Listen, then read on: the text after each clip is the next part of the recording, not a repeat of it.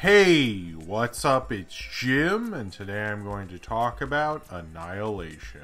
Annihilation, I guess, is the kind of thinking man sci-fi movie of the moment, but it kind of presents a more terrifying, interesting, and unnerving kind of idea than really you'd expect from something like this. It's very much an idea sci-fi film, but also kind of tries to present itself almost like a more traditional kind of blockbustery action movie in terms of its direction and framing, but also likes to be non-linear, also likes to be surreal, also likes to be strange. What Alex Garland did with this is very much kind of a sophomore film. He has something to prove. He had a hit with Ex Machina, which showed him to be a promising new director, and to use that kind of auteur buzz that he currently has, he might as well do something interesting and ambitious with it. So I guess this is sort of like his Magnolia in a sort of way, but not really. And Annihilation lives up to that kind of idea of being an overly ambitious second film. It also presents you with a director who really wants to push you into interesting ways and unnerve you, make you think about sort of different kind of broader ideas the way great science fiction often should. I think we're having kind of an interesting little renaissance of big budget, expensive special effects science fiction movies wanting to take on the bigger ideas of science fiction films of old, not wanting to just deal with the kind of big set piece thing that most sci-fi films unfortunately I guess are, or fortunately depending on how you view that. Annihilation very much does that, where you have this group of women going into the Shimmer and seeing how it changes them and morphs them and does things to them, and all the ideas dealing with what goes on in the Shimmer, including losing your identity, kind of being mixed up and refracted and reflected and removed and changed because of this thing, not sure how to take an otherworldly, other-dimensionally, or whatever it is kind of thing that could destroy the world that we wouldn't be able to negotiate with or understand or talk to, that would just change us and destroy us, and we wouldn't be able to do much about it. It feels probably more terrifying than it even presents itself. You really start going through all the ideas of what this Shimmer really does to people.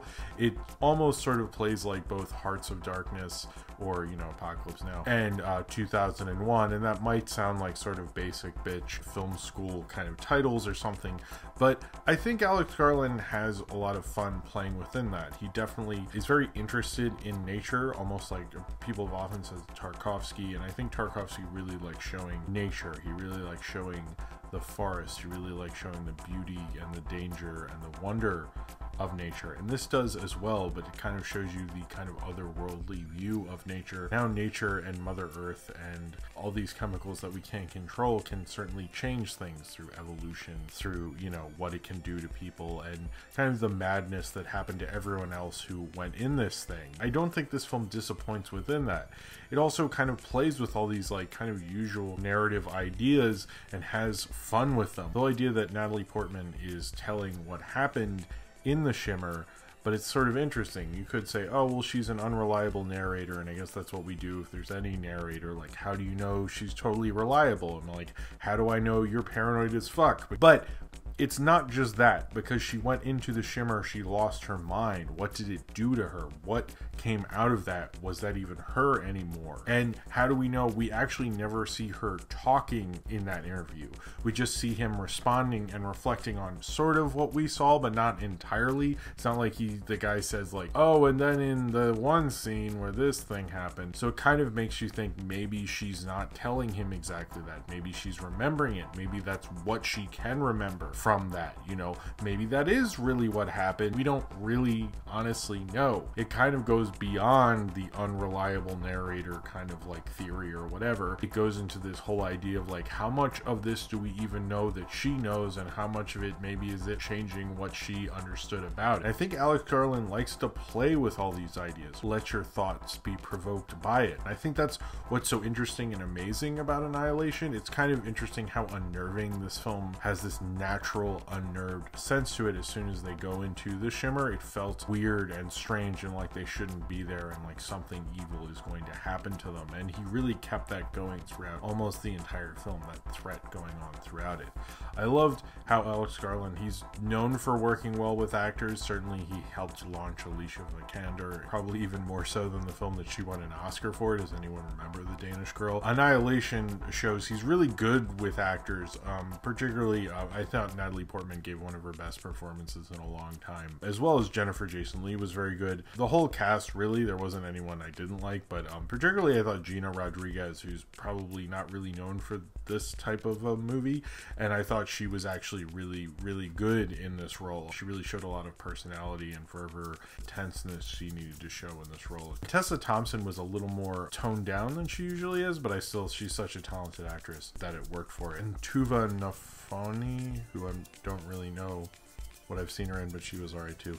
And of course Oscar Isaacs, who's also a little toned down, but I thought in the few times where he could kind of improv and be Oscar Isaacs has a natural charisma that shines through in this film. Alex Garland is very interested in the idea of identity and the idea of personality, and that's reflected through his films. I don't really know this book that this was based on, which is written by Jeff Vandermeer. It's the start of a trilogy, apparently. Alex Garland didn't read the other books in the trilogy, just worked on adapting the first one. It's interesting that he, as a director who shows so much personality and obviously is very much an auteur, cares so much about personality and the importance of it, and he's someone I think who believes in the idea of the individual and the individual consciousness and what can happen to you, whether through consciousness that can be created through robotics, or in Annihilation, the idea of losing your consciousness and becoming whole of something else. You could say that is kind of a metaphor for what happened with this movie and all the fights with Paramount, and how Paramount doesn't really believe in this movie, although they believed in Mother, which was like a lot more stranger than this. This seems actually a little commercial in some respects. It's a lot headier sci-fi in a lot of ways,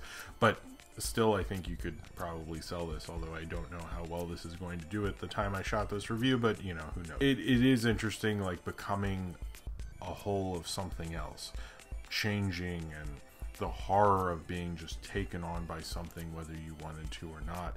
And it both kind of shows someone who is scared of what can happen to you, what can happen to your personality and your loss of it. It definitely kind of like reflects things about dementia and Alzheimer's that you can say through this film, but also says things about the horrors of, you know, not being able to understand your body, not being able to tell what's going to happen to you. You know, this plays in very much Cronenberg-y ideas, but it's almost like taking a very basic sci-fi premise. You know, you have this kind of blob kind of thing, keep building, and they've gone in to kind of like discover what's behind it. And it feels sort of basic in certain ways, but also surreal. Is sort of interesting. It's very watchable, probably for a mainstream audience, but I can also understand why they'd sort of hate it, because it sort of doesn't answer some things, and like particularly what happens to Tessa Thompson's character, and then answers other things very clearly. It feels like it's playing with you, but also wants to terrify you. The idea of this bear creature who basically his growl is the sound of the last person it killed, which sounds terrifying. I didn't think it was that scary, but it was pretty freaky if you think about it. Annihilation has all that going on throughout it, and I think it's probably the most interesting film I've seen in 2018, but I haven't seen that many movies. But of the group I've seen so far, it's the most thought-provoking. It's a very thought-provoking science fiction film. I don't necessarily think maybe the thoughts it provokes are as good as maybe the thoughts within it, and I wasn't 100% as into Ex Machina as like everybody else. I actually really enjoyed Annihilation, maybe more than that, which isn't like a high praise because I wasn't that into Ex Machina, but I still felt Annihilation kind of turned me more on to Alex Garland, because I think it takes a big directorial voice to really launch something and get something like this to work as well as it does, and I think Annihilation really does that. I don't know if I'm maybe as awestruck by this movie as everyone else, but I still think it is very interesting, and was very glad for what I saw, and thought it was really cool and interesting and odd what it was. You don't get odd, interesting,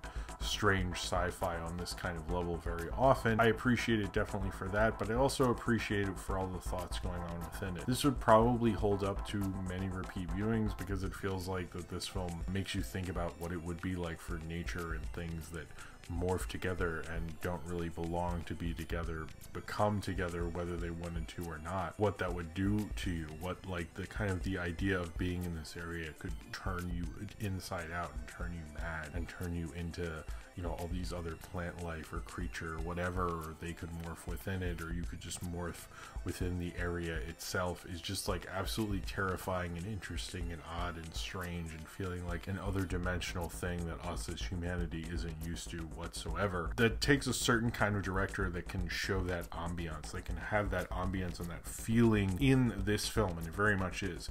I've heard people bring up 2001 as well. Again, kind of basic bitch film school stuff, but the idea of going in and having this film get crazier and odder and stranger and more intense and freakier and not sure where it's all going to go, but kind of going along with the ride, but feeling like there's all these things that maybe you'll never understand, but you feel like the ideas are there, and maybe even if they're not. And Annihilation has all that going on throughout it. It is an odd, interesting sci-fi movie that will keep you guessing and thinking for many years to come. And I think Alex Garland nailed probably one of the more interesting, bigger science fiction films that, whether people like it or not as much as maybe I do and other people do, it'll probably be hailed as an interesting cult science fiction classic that did different and interesting things with the genre that most directors don't even dare or think to even push it to.